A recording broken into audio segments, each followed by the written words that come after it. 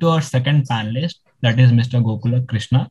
Mr. Gokul Krishna is a mechanical engineer and battery architect at Ather Energy. Ather Energy is one of the lead electric vehicle makers in our country and is currently placed in Bangalore. So over to you, Gokul. Hey, thanks, Suraj. Hi. Can you present the screen, please? Yeah. Okay. Hello, guys. So I'm Gokul, and I am from Bangalore. I work in Ather Energy, which is what Suraj just mentioned, which is an electric vehicle company. So the segment that I'm sort of going to be talking about is electric vehicles. Yeah, let's get into it. So I am a mechanical engineer. So I've been working at Ather Energy since 2016. So the scooter that you see on the right side, that's the electric scooter that I helped build with an awesome team, right? So what an electric vehicle, I think you guys know what an electric vehicle is, but I'm just going to make it very clear. It stores energy in a battery, right? So it stores charge in a battery. And then you can use that charge through an electric motor to, to ride the vehicle. So that's what an electric vehicle is, right? But one thing that I have to also stress about is that an electric vehicle today, right, is smart. For example, the scooter on the right, which is called the 450, it's a smart vehicle. So it's comparable to a smartphone in the sense that without it has computers, it has multiple computers inside it at various locations, and it requires a lot of software to work on. And this is something I will touch up on later again. The other thing I have to mention is that EVs are here. It's not a question of when. It's not a question of how, but it's a question of when. They're already here, but they are going to take over, a large sector of transportation, right? Like it's going to replace everything, right? So it is coming, right? So that is why it's very important to think about EVs. Can you go to the next slide? Yeah, thank you. So how did I get into EVs, right? So when I was in school, I was always interested in science. So I naturally moved towards engineering. And in engineering specifically, I did mechanical engineering. And the one place where it really sparked like this fire in me was building a Formula Student car. So that's the picture on the left. It's basically a student competition which is available during college, where you get to build, a car, and then you race it with other cars that are built by other students in other universities, right? So the learning from this is, you guys will probably be at a stage where, you're either just out of college or you're going to go to college, whatever it is, it doesn't matter. But what I wanted to, the key thing that I wanted to talk about was, can you go back, please, the slide? So the key thing that I wanted to talk about is that you need to build something, in the sense, take some project and see it through to completion, right? Like, and it gives you all kinds of amazing insights. You learn the best when you do that, and also you get to meet people and a lot of amazing connections that you can make through that. So build anything, right? That's what I would say. Build anything. It could be anything. It can be small scale. It doesn't need to be a car. You don't need to have gone to this college where you need to join some particular team to do anything. It doesn't matter. You have to build something, right? That's the reason I also mentioned this is something that we, as an engineer specifically, if you're joining, say, Ather Energy, we look at people who have done something, physical, like worked on something, as a project and delivered it. So that's to people who are going to enter industry, for example, or who are going to join a college, right? So that's something for you. So what have I worked on so far, right? So I've been working on the battery pack. So for a majority of my time at Ather. So I've been here for a little over to 6 years. I mean, it's 5.5 years. So I've designed the battery pack for various generations of the battery pack for like around 4 years, 4.5 years. And I'm still involved in the battery design today. So the battery design involves, so once you go from the project side, like what I just spoke about, like a small project, to when you come to like industry, right? Like there's a big difference in making something for people, for production, right? Like there's a big difference. So what needs to be considered? Like safety, right? Safety is like a big deal. Like how do you design for safety? How do you test for safety, right? Like there are so many aspects that are there. Then performance, you need to give like the best performance, not just in riding performance, but also charging performance. Like how can you ensure the best charging time and stuff like that. I'm not going to go into too much detail of technicals, but there are entire worlds in all of these things. How do you ease up manufacturing, for example? Like it should be manufacturable. You shouldn't design something that is just impossible to make, or it'll be like too expensive, right? So that's what I've done. What I'm working on nowadays is algorithms to make the vehicle smarter. For example, your scooter needs to know how much charge is left in the battery precisely. The more precise you can get with that number, the better performance you can give, and you know exactly how much charge is there. I know it sounds like a very obvious thing, but it is, trust me, it is not. And similarly, you could have a lot of algorithms like detecting whether your vehicle is stolen or is it you who's riding the vehicle, for example, right? So I know that I've moved from working on hardware stuff to software. So this is something that I wanted to stress on, right? Like the EV jobs in the EV sector, right? There are so many types of jobs. I will be coming to that soon anyway, but there is a lot of software that goes on, right? Like, please do remember this. And yeah, so let's go to the next slide. Yeah, so speaking of jobs, right, in the EV sector. So in engineering, if engineering, like Jaswipul had mentioned, is just a small part of the entire ecosystem of jobs that's available, right? Like there are probably a quarter of the company is probably engineering.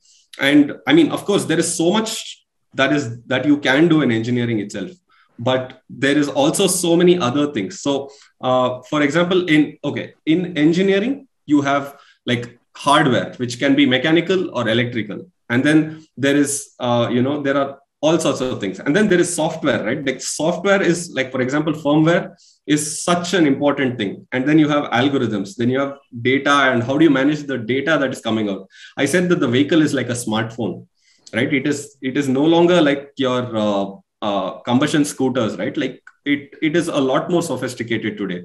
There is so much going on. Then you have business, right? So business, how do you market the vehicle? Like you need to market this vehicle. You need to, get people to look at your product. Then you need finance. You need to get money into the company. You need to sell the vehicle, sales, right? You need to sell the vehicle. How do you sell it, right? So those things. And there is so much. And business requires software also, by the way. Business also requires software. You need to design all these things. You need to develop websites. You need to maintain them. You need to make business plans. You need to like strategy. And there's so much, right? So this is, I know there's a lot going on in this slide, but this is just to show that there is a lot of options for people to get in. Right. And you don't need to be just an engineer. I know I come from an engineering background, but you do not need to be an engineer to make an impact in the EV space, which is also a green space. Right. So that's why I have this slide. And can you move to the next slide, please? Speaking about, jobs in the EV sector, I'm going to go one step further and say that, so what is there in this slide is I'm just talking about, I'm just showing the various stages in which you get power from, from where it is generated to your vehicle, which is from left to right? So power is being generated in the power plants. And that's what I'm showing by the pie graph. It might be a little confusing, but that's just a breakup of how much energy was provided by various, by various types of energy sources in 2019 to 2020, which Jaswirpal covered a lot better just now, right? And then so you can work in different segments. Like, for example, you can work with, say, Renew Power, or like any company which works with making a higher number of renewable energy sources available in India and making them better, for example, right? There is so much jobs there. Then you have transmission, right? Our grid. So the grid is basically taking energy from various sources of energy. It takes it from coal, it takes it from solar, it takes it from hydro energy, everything, and then it redistributes it. So the grid also can be, so the better your grid is, the better your the lower your transmission losses are. That makes like all the difference, right? And then that charge comes to your bike. So how do you set up, for example, in large apartments, how do you enable charging for vehicles in large apartments? That's a challenge today, right? There are so many things to work on. And then finally, you can work on the product itself, which is the ride, which is the product where you're riding. And that's just the end. That's the tip of the iceberg. And that's what I wanted to sort of talk about. Suraj, can we have the audience question now? Yes. Yeah. So the question is, EVs run on electricity today, produced by a lot of burning a lot of coal, right? In the sense that today there is still a substantial amount of coal in our grid, right?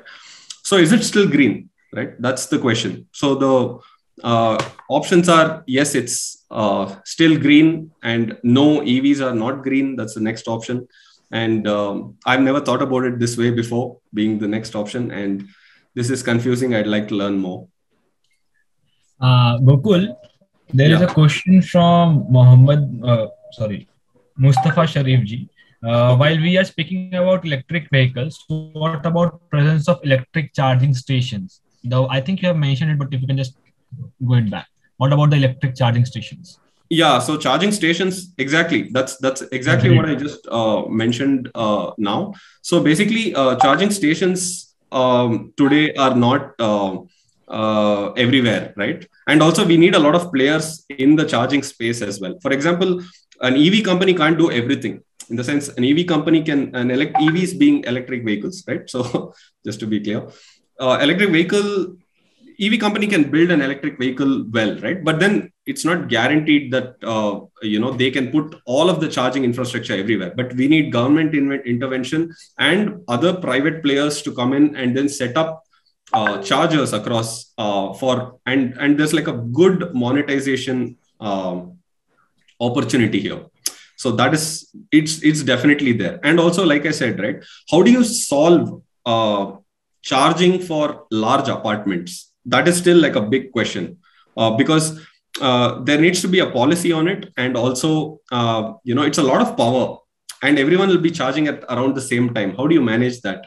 And how do you, so this is definitely, there's a lot of exciting work that can be done in this space.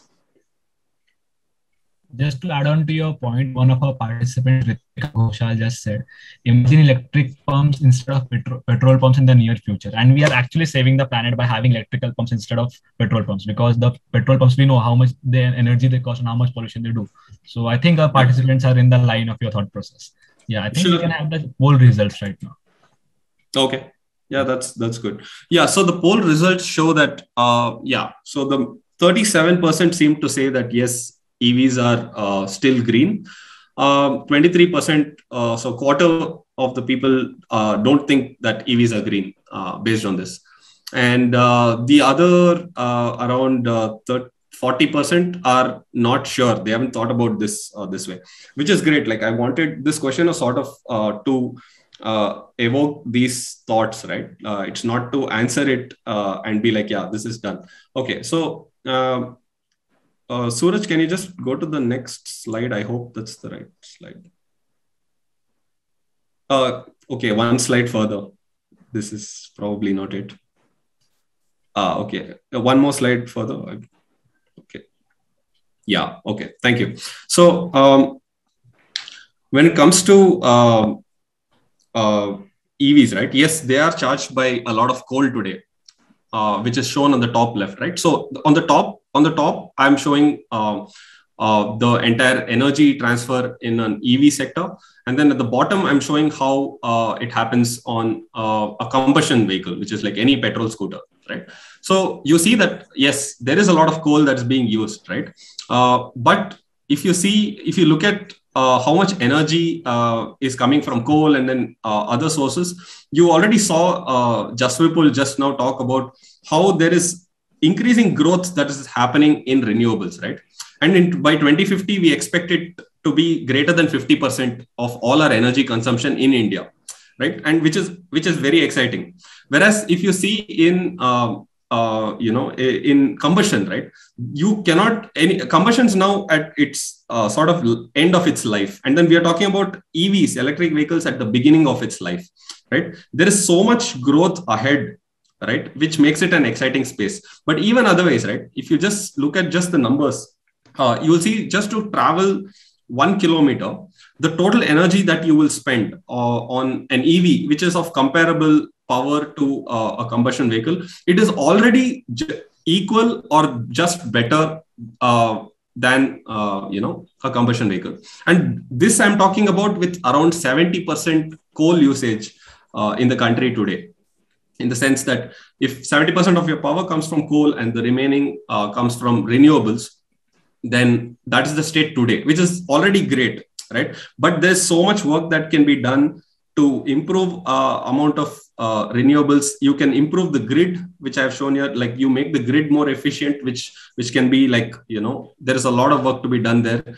You improve charging solutions, availability of chargers, and you can work on the product itself and like the whole, thousands of opportunities that are available there. And you're essentially working on in the EV space. So that's what I had to share.